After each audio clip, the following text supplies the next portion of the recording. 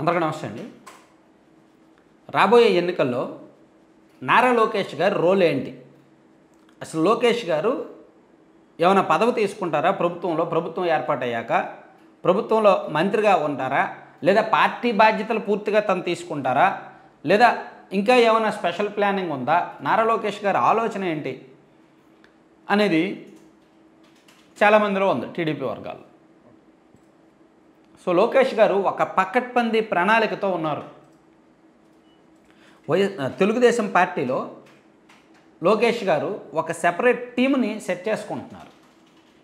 Next 30 సంవత్సరాల పాటు పార్టీని నడపడానికి, ప్లస్ పార్టీని ప్రజల్లోనే చిరకాలం ఉంచడానికి, ప్లస్ ఒకసారి ప్రభుత్వం ఏర్పాటైన తర్వాత మళ్ళీ ప్రతిపక్షంలోకి వెళ్ళే పరిస్థితి లేకుండా, అలాగే జిల్లాల వారీగా కొన్ని నియోజకవర్గాల వారీగా కొత్త నాయకత్వాన్ని అందించడానికి, తనతో పాటు రానున్న 30 ఏళ్ళు రాజకీయంగా అండగా ఉండడానికి, తనతో పాటు తన సహచరులుగా ఉండడానికి, ఇలా భవిష్యత్తు ప్రణాళికల దృష్ట్యా లోకేష్ గారు ఒక పకడ్బందీ ప్లానింగ్ అయితే రెడీ చేసుకున్నారు.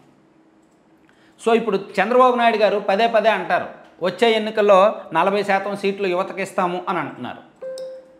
ఎందుకు ఆ ఉద్దేశం? నారా లోకేష్ గారు 40 ఇయర్స్ ఏజ్, 39-40 ఉండొచ్చు, ఈజీగా ఇంకో 30 సంవత్సరాలు రాజకీయం చేయగలరు.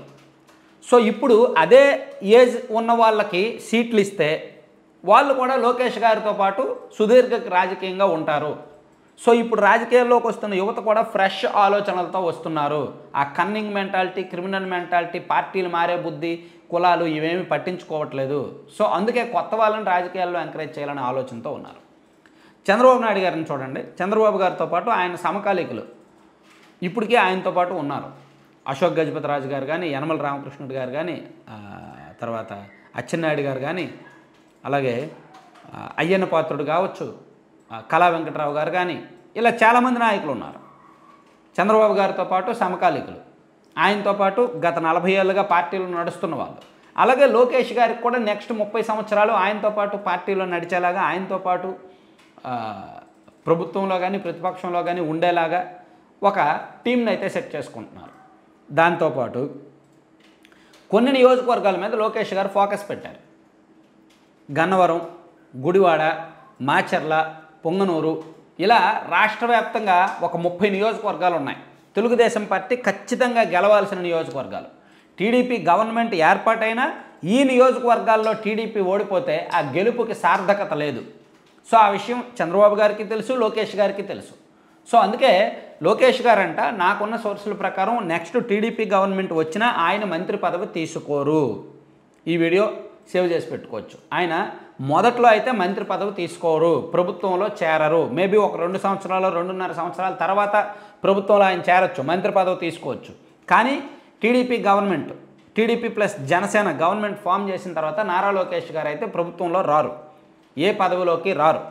ఆయన పార్టీ బాధ్యతలను, పార్టీ స్ట్రక్చర్ బిల్డ్ చేయడం, అలాగే పార్టీలో కొత్త నాయకత్వాన్ని తీసుకురావడం అనే దాని మీదే ఎక్కువగా ఫోకస్ పెడతారు, దృష్టి పెడతారు. నెక్స్ట్ ఎలక్షన్స్ కోసం ఒక టీమును రెడీ చేయడము, పర్మనెంట్ స్ట్రక్చర్. చంద్రబాబు గారు చేసిన తప్పు ఏంటంటే చాలా నియోజకవర్గాల్లో తెలుగుదేశం పార్టీకి పర్మనెంట్ స్ట్రక్చర్ లేదు. ఇప్పుడు గుడివాడ ఉంది, కొడాల నాని గారు పార్టీ మారి దాదాపుగా 15 సంవత్సరాలు, 13 సంవత్సరాలు అయింది, ఇప్పటికీ అక్కడ పర్మనెంట్ లీడర్షిప్ లేదు. అలా చాలా నియోజకవర్గాల్లో ఒక నాయకుడు పార్టీ నుంచి బయటికి వెళ్ళిపోతే అక్కడ పర్మనెంట్ లీడర్షిప్ ఉండట్లా. సో ఆ విషయంలో ఫెయిల్ అవ్వకుండా నారా లోకేష్ గారు ఇప్పటి నుంచే జాగ్రత్త పడుతున్నారు. చంద్రబాబు నాయుడు గారు మంచి పాలకుడు కావచ్చు, కానీ అంత మంచి నాయకుడు అయితే కాదు. పార్టీని నడిపించడంలో ఆయన, పార్టీ అధికారంలోకి వస్తే పరిపాలించడంలో ఉన్న శ్రద్ధ పార్టీని నడిపించడంలో పెట్టట్లా. సో అందుకే చాలా ఫెయిల్యూర్స్ ఉన్నాయి. తెలుగుదేశం పార్టీకి మంచి ఓట్ బ్యాంక్ ఉన్న తిరువూరు, పామర్రు, రైల్వే కోడూరు లాంటి నియోజకవర్గాల్లో ఎందుకు పదే ఓడిపోతున్నారు అనేది కూడా చంద్రబాబు గారు పర్మనెంట్ సొల్యూషన్ చూపించలేకపోయారు.